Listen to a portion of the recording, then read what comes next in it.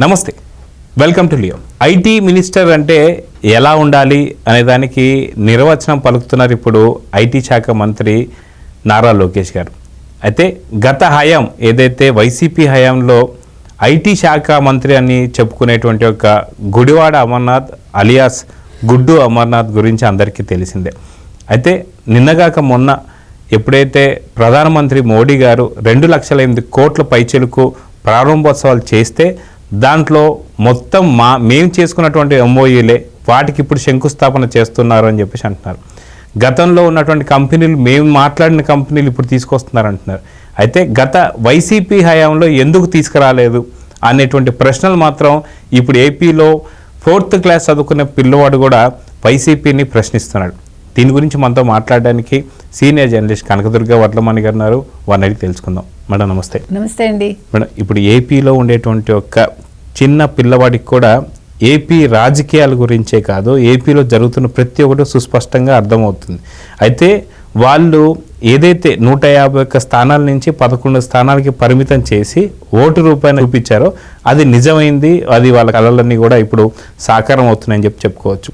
అయితే ఇదంతా ప్రజలకి తెలిసే వాళ్ళు చెప్పించినటువంటి ఓట్లు మనం చూసాం. కానీ ఇప్పటికీ గుడివాడ అమర్నాథ్ ఇంకా నిద్రలోనే ఉన్నాడా, లేదా వైసీపీ స్క్రిప్ట్లే చదువుతున్నాడంటే తను ఏమనుకోవాలి? ఎందుకంటే 2,08 కోట్లు ప్రధానమంత్రి గారు ప్రారంభోత్సవాలు చేస్తే అవన్నీ మేము చేసుకున్న ఎంఓయూలు అంటున్నారు. ఇప్పుడు దావోస్లో జరుగుతున్నటువంటి ఏదైతే చంద్రబాబు నాయుడు గారు మాట్లాడుతున్న పెట్టుబడులు అన్నీ కూడా రేపొద్దున తిరిగి వచ్చి మాట్లాడిన తర్వాత అవి కూడా మేము మాట్లాడినవే అంటాడా? అంటే ఏమంటారు?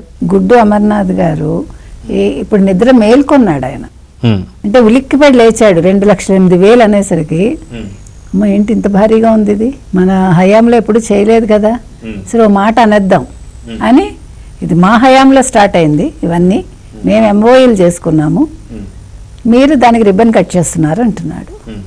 ఓకే మహాన్ బావా, నువ్వే తీసుకొచ్చావు, ఇవి ఎంఓయూలు చూపించు. మీకు అంత పెద్ద సోషల్ మీడియా ఉంది కదా, ఈ పాటికి కోడే కుయ్యాలి కదా. కోళ్ళు నిద్రపోతున్నాయా? ఇంకా తెల్లారలేదా కోళ్ళకి? అంటే వైసీపీ కోళ్ళకి ఇంకా తెల్లారలా. ఇప్పుడు మీరు 5 ఏళ్ళు ఉన్నారు కదా, ఇప్పుడు మీకు వచ్చింది ఈ 2 లక్షల చిల్లర, లేకపోతే 3 లక్షలు మొత్తం పెట్టుబడులు 2-3 నెలల్లో కదా వచ్చాయి ఆంధ్రప్రదేశ్కి, అంతే కదండి. ఇప్పుడు తెలుగుదేశం కూటమి వచ్చాక గత 2-3 నెలల్లో మొత్తం పెట్టుబడులు వచ్చాయి.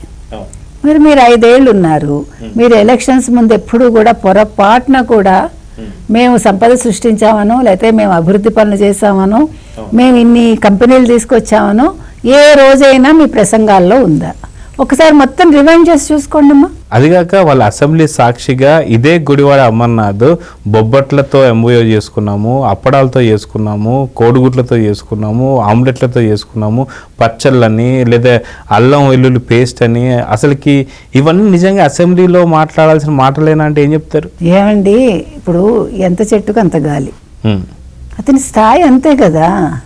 మీరు ఏం చేస్తారు దానికి? ఇప్పుడు మీరు ఎంత కోరుకుంటే అంతే అబ్బుతుంది మీకు, మీరు ఎంత చదువుకుంటే అంత అబ్బుతుంది. అతనికి అంతే అబ్బింది, అది అతని తప్పు కాదు, చదువుకోపోవటం తప్పు. కాబట్టి ఆయన బొబ్బట్లు, పచ్చళ్ళు, అల్లం వెల్లుల్లి పేస్టు, పానీపూరీల దగ్గర ఆగిపోయాడు. అంటే తెలివైన వాడు కదా, అక్కడ ఆగిపోయాడు. ఇప్పుడు మరి చంద్రబాబు నాయుడు లాంటి వాళ్ళు ఒక బ్రాండ్ అంబాసిడర్ కాబట్టి ఆయన లాంటి వాళ్ళు ఏం చేస్తారు? 3 లక్షల కోట్ల కంపెనీలు, లేదంటే దావోస్ లాంటి పర్యటనలు, ఆ సిబిఎన్ బ్రాండు, ఇలా ఉంటాయి అన్నమాట. అంటే ఇది ఈయన స్థాయి, అది వారి స్థాయి. ఎవరిది? మన గుడ్డు అమర్నాథ్ గారు.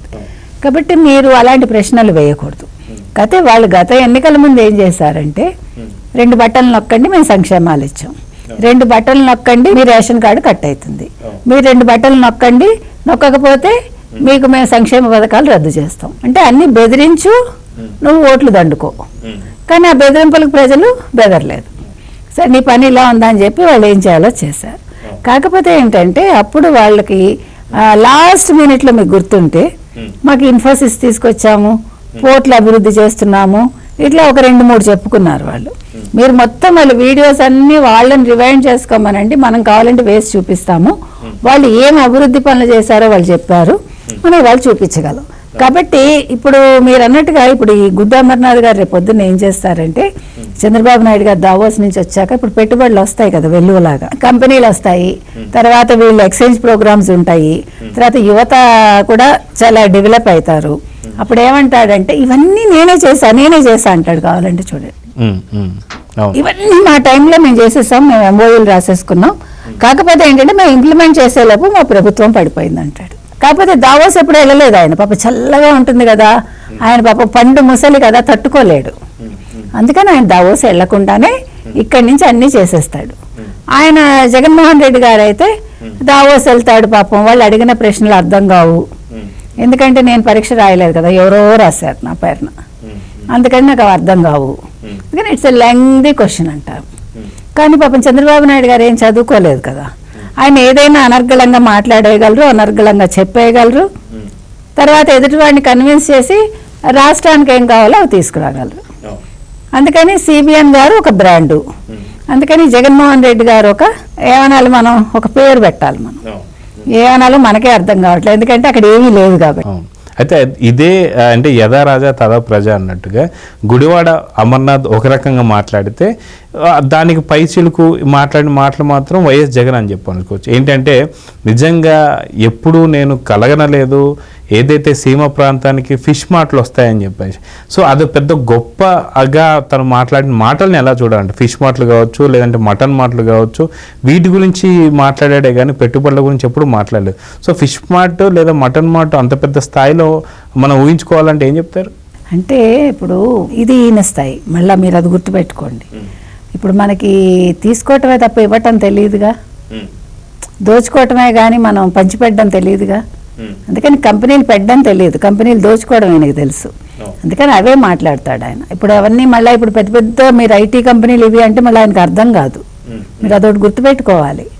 ఆయనకి ఏం తెలుసు పాపం, మీరు చెప్పినట్టు ఫిష్ మార్టు, లేకపోతే మటన్ మార్టు, లేకపోతే పాపం తోపుడు బళ్ళు, పానీపూరీలు, తర్వాత చేయి పట్టి తీసుకెళ్ళి చేపలు పడ్డ నేర్పించి అది చేయూత. అంటే ఆయన స్థాయి తగ్గట్టు ఆయన మాట్లాడాడు, మీరు అది అర్థం చేసుకోవాలి. కాబట్టి మనం ఆయన స్థాయి అది.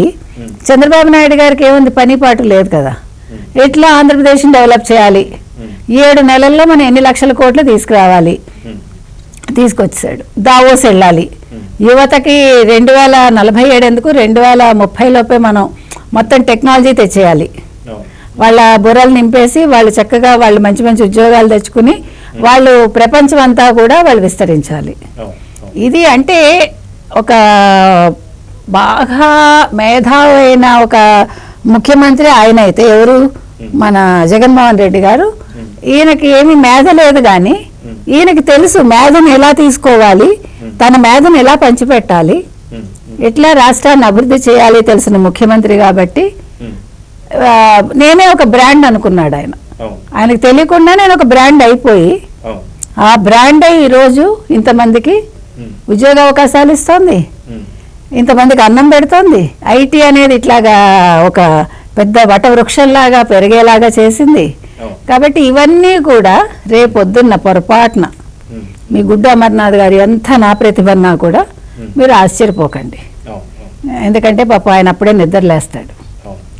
ఓకేనా? సో చూద్దామని ఖచ్చితంగా దావోస్ నుంచి రాగానే రాబోతున్న పెట్టుబడులు కావచ్చు, వచ్చే పెట్టుబడులు కావచ్చు, అన్నీ కూడా మావే అని చెప్పుకునే ప్రయత్నం మాత్రం గుడ్డు అమర్నాథ్ చేసే అవకాశం ఉంది. సో ప్రజలందరూ కూడా గమనిస్తున్నారు, కానీ ప్రజలు ఎవరు కూడా నిద్రపోవట్లేదు గుడ్డు అమర్నాథ్ దాకా. సో చూద్దాం ఏం జరగబోతుందో. నమస్తే. నమస్తే.